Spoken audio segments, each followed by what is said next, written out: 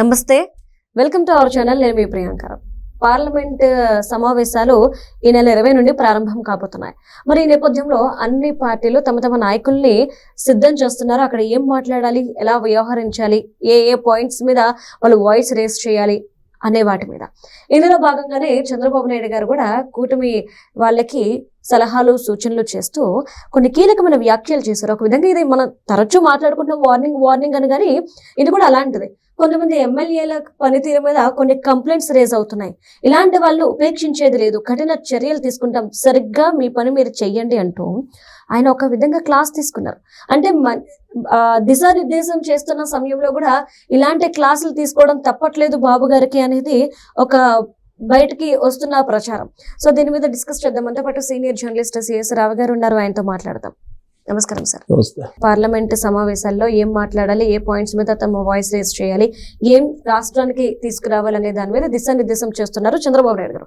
ఇదే మీటింగ్ లో ఆయన ఇంకో మాట కూడా అన్నది ఏంటి అంటే, కొంతమంది ఎమ్మెల్యేలు మంత్రులు ఇలా కొంతమంది మీద కంప్లైంట్స్ రేజ్ అవుతున్నాయి, ఇలాంటి వాళ్ళని మేము ఉపేక్షించము, పార్టీకి చెడ్డ పేరు వస్తుంది కాబట్టి సరిగ్గా ఉండండి అని చెప్పేసి అంటారు.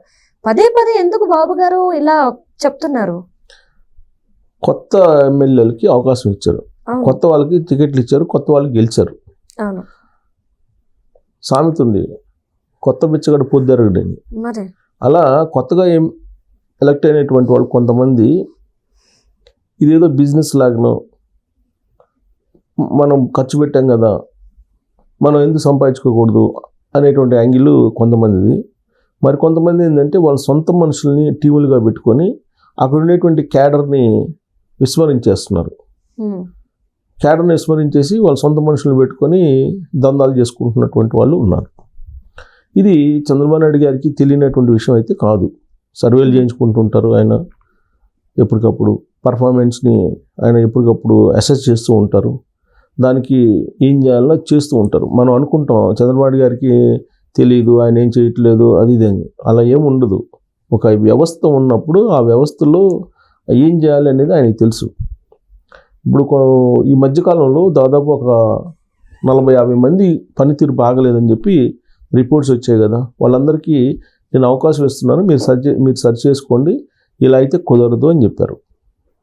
చెప్తూనే ఆయన ఏం చేశారు, ఆ నియోజకవర్గంలో అధికార యంత్రాంగాన్ని అలర్ట్ చేశారు. అలర్ట్ చేసి అభివృద్ధిలో మీరు చురుగ్గా పాల్పంచుకోండి అని చెప్పారు. ఆ ప్రాంతంలో ఎమ్మెల్యేలకి ఏం పవర్స్ లేవు. ఎమ్మెల్యేలు చెప్పినా కానీ అధికారులు వినే పరిస్థితి ఉండదు అక్కడ. ఎందుకు, వీళ్ళు ప్రజలను పట్టించుకోవట్లేదు కొంతమంది. ఆ కారణం చేత కొన్ని చోట్ల డైరెక్ట్గా అధికారులే అభివృద్ధి కార్యక్రమాలు లేదంటే ప్రజలకు సంబంధించినటువంటి అన్నీ పరిష్కరిస్తున్నారు, ఎమ్మెల్యేలు చెప్పినా చెప్పకపోయినా. ఎందుకంటే కొన్ని చోట్ల అందుబాటులో ఉండట్లేదు ప్రజలకి ఎమ్మెల్యేలు. ఆ కారణం చేత అది చెప్తున్నారు.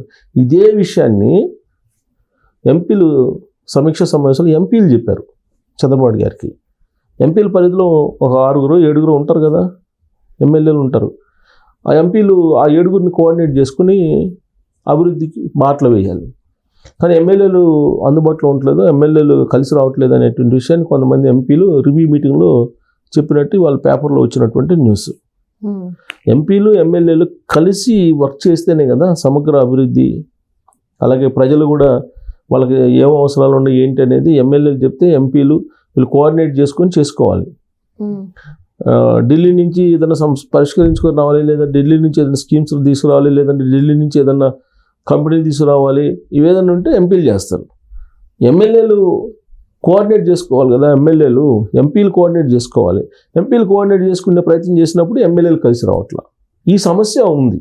ఈ సమస్యని చంద్రబాబు గారికి చెప్పినప్పుడు చంద్రబాబు గారు చాలా క్లియర్గా ఏం చెప్పారంటే, కాదు మీరు వాళ్ళని వదలొద్దు, 1-2 సార్లు చెప్పండి, డెఫినెట్గా వాళ్ళతో మీరు కోఆర్డినేట్ చేసుకోవాల్సిన బాధ్యత మీరే కోఆర్డినేట్ చేసుకోండి అని చెప్పి వీళ్ళకి ఒక దిశానిర్దేశం చేశారు. కంప్లైంట్ చేసిన వాళ్ళకి మీరు కోఆర్డినేట్ చేసుకోవాల్సిన బాధ్యత అని. ఎందుకంటే ఎంపీ పరిధిలో దాదాపు 7 కాన్స్టిట్యున్సీలు ఉంటాయి. 7 కాన్స్టిట్యున్సీలకు 7 మంది ఎమ్మెల్యేలు ఉంటారు. వాళ్ళని కోఆర్డినేట్ చేసుకునేటువంటి బాధ్యత ఎంపీదే కదా. వాళ్ళు రావట్లేదు, లేదంటే వాళ్ళు నా మాట వింటలేదు అని అంటే ఎంపీగా నువ్వు ఇన్ఎఫిషియన్సీగా ఉన్నట్టే కదా. సో కాబట్టి you have to coordinate all the MLAs with in your MP constituency అని చెప్పి ఆయన క్లియర్ కట్ దిశానిర్దేశం ఇచ్చి అలాంటి వాళ్ళని వదిలిపెట్టద్దు, అసలు కలిసి రావట్లేదు, ప్రజలతో ఉండటం లేదు అనేటువంటి ఎమ్మెల్యేలు అసలు మీరు వదలొద్దు, వెంటబడండి అని చెప్పి ఎంపీలకు ఒక దిశానిర్దేశం చేశారు. దాంతోపాటు 20వ తారీఖున పార్లమెంట్ సమావేశాలు జరుగుతున్నాయి. సో రాష్ట్రానికి సంబంధించినటువంటి అంశాలని మీద ఫోకస్ పెట్టండి. అలాగే కేంద్ర ప్రభుత్వం, ఎన్డీఏ ప్రభుత్వం దాంట్లో భాగస్వాములుగా ఉన్నారు వీళ్ళు. మహిళా రిజర్వేషన్ 33% మహిళా రిజర్వేషన్ బిల్లు, నియోజకవర్గాల పునర్విభజన బిల్లు, ఇవన్నీ కూడా వస్తున్నాయి. సో కాబట్టి మీరు అప్రమత్తంగా ఉండి సరైనటువంటి రోల్ను పోషించాలి అనేటువంటి విషయాన్ని చెప్తూ, తర్వాత బ్లెండెడ్ ఇథనాల్ బ్లెండెడ్ పెట్రోల్, దీని మీద చాలా ఇష్యూ అవుతుంది. కొంతమంది ఏమో దీనివల్ల నష్టం అంటున్నారు, కొంతమంది ఏమో వ్యవసాయదారులకు రైతులకు పనికి వస్తుంది అంటున్నారు. దీని మీద బాగా స్టడీ చేయండి, స్టడీ చేసి పార్లమెంట్ వేదికగా మీరు వినిపించండి, భారత సమాజానికి దాని మీద స్పష్టత ఇచ్చేటువంటి ప్రయత్నం చేయండి అని చెప్పి ఆయన ఒక దిశానిర్దేశం చేశారు. సో దేశ స్థాయిలో ఏం అంశాలు మాట్లాడాలి, రాష్ట్ర స్థాయిలో ఏమేం కావాలి, వీటన్నిటి మీద ఆయన ఒక దిశానిర్దేశం చేశారు.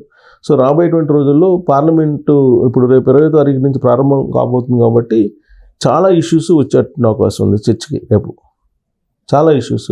ఎందుకంటే హాట్గా ప్రారంభం కాబోతుంది. అసలు 20వ తారీఖు ప్రారంభమే చాలా హాట్గా ప్రారంభం కాబోతుంది. ఎందుకంటే మార్చ్ 1 ఇవన్నీ పెట్టారు కదా 20వ తారీఖు జంతర్ మంతర్ నుంచి కాక్రోచ్ పార్టీ వాళ్ళు. సో కాబట్టి అవన్నీ చర్చించండి. సీరియస్నెస్ ఉంటుంది కాబట్టి ఆ సీరియస్నెస్లో మీరు సబ్జెక్ట్ మీద మీరు కాన్సన్ట్రేషన్ చేసి మాట్లాడి రాష్ట్రానికి సంబంధించినటువంటి ప్రయోజనాలు ఏవైతే ఉంటాయో వాటన్నిటిని తీసుకొచ్చేటువంటి ప్రయత్నం చేయాలని చెప్పి ఆయన ఒక దిశానిర్దేశం చేస్తూ, రాష్ట్రంలో ఉండే ఎమ్మెల్యేలకు కూడా ఒక రకంగా చెప్పాలంటే వాళ్ళని మీరు వదలొద్దు అని చెప్పి ఎంపీలకు ఆ బాధ్యత అప్పచెప్పారు. ఎందుకు చెప్పాల్సి వచ్చింది అని అంటే, చంద్రబాబు నాయుడు గారు మొదటి నుంచి చెప్తున్నారు, మనం ప్రజాసేవకులం అనే విషయాన్ని గుర్తుపెట్టుకోండి అని చెప్పి ఆయన పదే చెప్తున్నారు. ఎందుకు వీళ్ళేదో పెత్తనం చేయొచ్చు అని చెప్పి వచ్చారని చెప్పి ఆయనకు అర్థమైంది మొదట్లోనే. కొత్తగా ఎంపీ అయినటువంటి కొంతమంది ఎమ్మెల్యేలు మనం ఎమ్మెల్యే అయిపోయాం, మన ఇష్టం చేసుకోవచ్చు అనే అభిప్రాయంతో వచ్చిన్నారు అనేది ఆయనకు అర్థమైపోయింది తొలి రోజుల్లోనే. అందుకే మనం ప్రజాసేవకులం అని చెప్పి ఎప్పుడైతే మీకు మనసులో గుర్తుంటుందో అప్పుడే మీరు ఒబీడియంట్గా ఉంటారు ప్రజలతోటి.